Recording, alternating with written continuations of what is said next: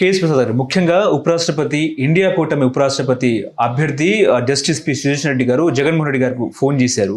Phone చేసి మీ మద్దతు కావాలని చెప్పేసి కూడా జగన్మోహన్ రెడ్డి గారిని కోరినారు. కానీ జగన్మోహన్ రెడ్డి గారు సున్నితంగా తిరస్కరించినారు అని చెప్పేసి మీ మీద చాలా గౌరవం ఉంది, వ్యక్తిగతంగా కూడా నాకు చాలా గౌరవం ఉంది అని చెప్పారు. కానీ ఇప్పుడు ఆల్రెడీ జగన్మోహన్ రెడ్డి ఎన్డీఏ కూటమికి సపోర్ట్ చేసిన తర్వాత కూడా కాంగ్రెస్ ఎందుకు సపోర్ట్ అడుగుతుంది జగన్మోహన్ దగ్గర అంటే ఏం చెప్తారు సార్? గతంలో మీరు తీసుకుంటే ఏ అభ్యర్థి అయినా నిలబడిన తర్వాత అందరు పార్టీ వాళ్ళని అభ్యర్థిస్తారు. రెడ్డి అనే ఈక్వేషన్ ఉంది, తప్పే ఉంది ఒకసారి అడిగితే.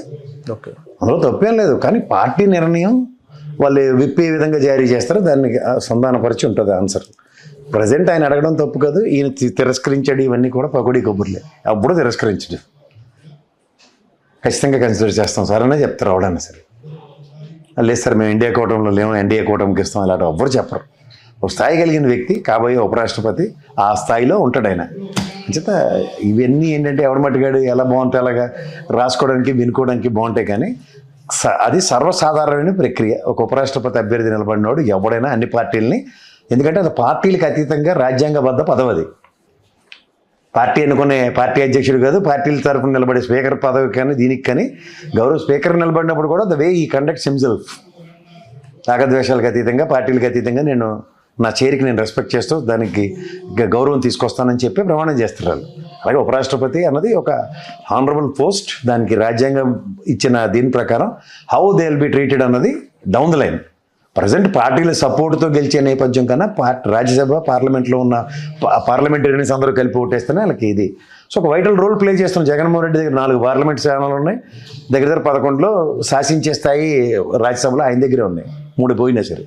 సో ఇలాంటి తరుణంలో ఆపర్చునిటీ ఎందుకు వదులుకుంటాడు ఎవడన్నా? కేఎస్ ప్రసాద్ గారు రీసెంట్గా అల్లు అర్జున్ గారి నానమ్మ గారు స్వర్గస్థులైన నేపథ్యంలో ముఖ్య నాయకులందరూ కూడా ట్వీట్ చేసినారు.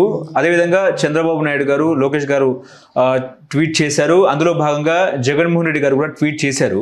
అయితే మొదటిగా అల్లు అర్జున్ గారు జగన్మోహన్ రెడ్డి ట్వీట్కి రీప్లై ఇచ్చారని చెప్పేసి కూడా ఇటు మెగా అభిమానులు అల్లు అర్జున్ మీద కొంచెం ఫైర్ అయ్యారని చెప్పి కూడా వార్తలు వస్తున్న పరిస్థితి. ముఖ్యంగా ఏంటంటే ఇటు మహేష్ బాబు, జూనియర్ ఎన్టీఆర్, అల్లు అర్జున్ ఫ్యాన్స్ని వైసీపీ ఒక రకంగా ఉపయోగించుకుంటుంది అని చెప్పేసి ఒక చర్చ. వైసీపీ ఈ రకమైన వ్యవహార శైలిలో ముందుకెళ్తుందా అంటే ఏం చెప్తారు సార్? నేను ఒకే ఒక క్వశ్చన్ చెప్పగలను. అల్లు అర్జున్ అండ్ రవి ఎవరు నంద్యాల నిలబడిన ఎమ్మెల్యే ఈసారి ఓడిపోయాడు, వాళ్ళిద్దరూ ఫ్రెండ్స్. ఆయన ఫ్రెండ్షిప్కి గౌరవంగా ఆయన ఎలక్షన్ క్యాంపెయినింగ్కి ఒకసారి వెళ్ళాడు, ఆయన ఇంటికి వెళ్ళాడు, అంతే. క్యాంపెయినింగ్ ఏం చేయలే.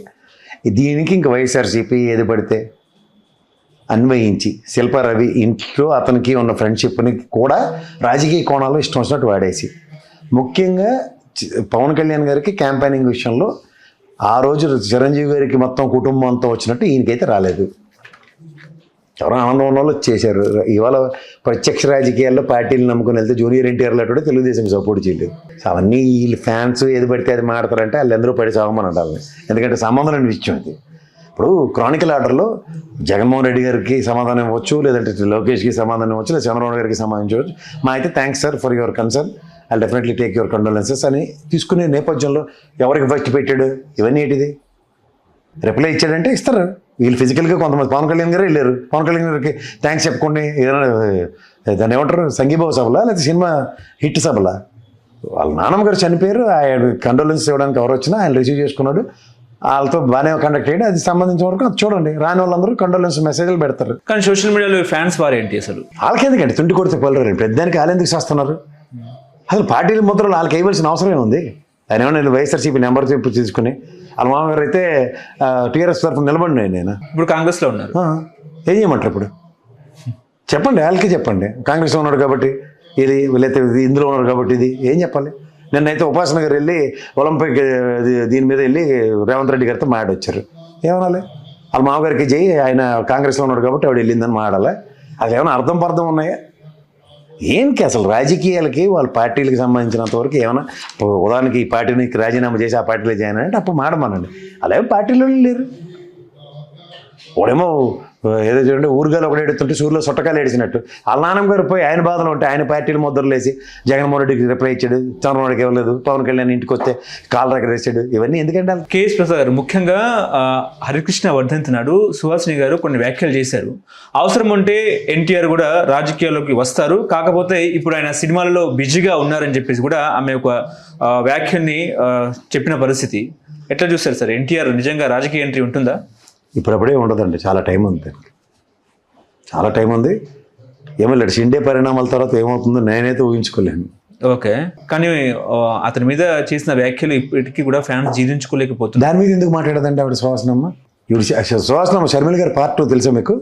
ఏమీ తెలియపోయిన రాజకీయాలు కావాలి ఆవిడకి.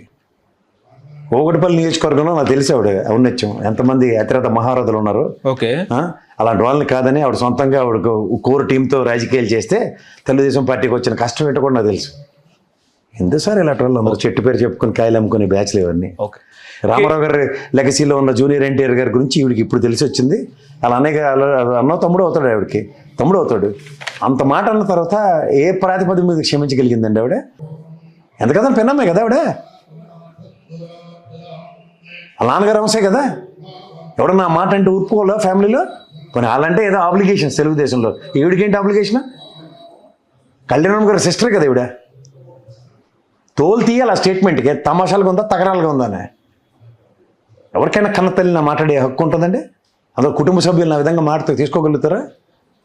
అట్లీస్ట్ మీకు జ్ఞాపకం ఉందో లేదు, జూనియర్ ఎన్టీఆర్ మన భువనేశ్వరం గారిని అన్నప్పుడు ఆయన కండోలెన్స్ ఇచ్చాడు, దానికి తప్పని చెప్పాడు ఆయన. అప్పుడు తూతు మంత్రంగా చెప్పారు.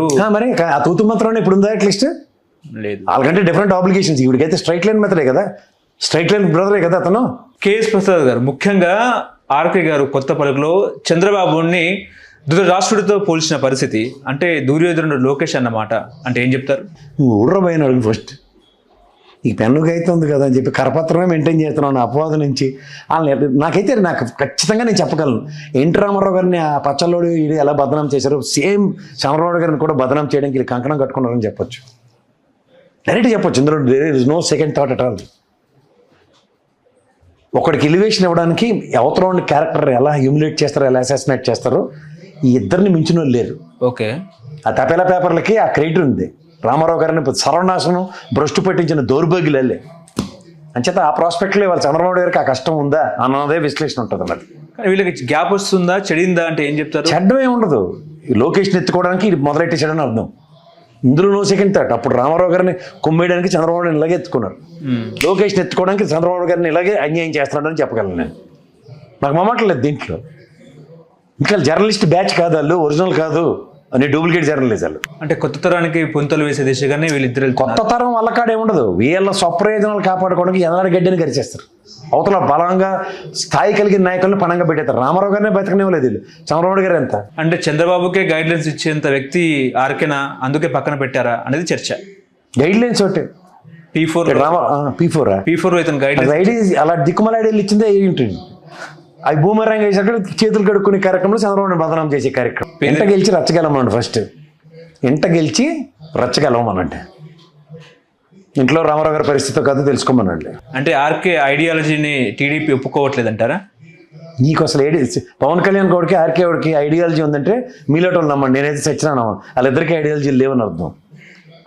ఐడియాలజీ ఉన్న పార్టీకి వీళ్ళిద్దరూ ఎవరు అసలు? Obligations can be entertain to an extent, beyond it not tolerable. ఎప్పుడైనా సరే వాడు గుర్తుంచుకోండి, మొదట మనకి అవతలడికి హాని కలిగిస్తూ మనకు ఉపయోగం పడుతుంది అన్నది ఇదే హాని తర్వాత కాలచక్రంలో మనకే జరుగుతుంది అన్నదానికి ఇది ఒక ఉదాహరణ.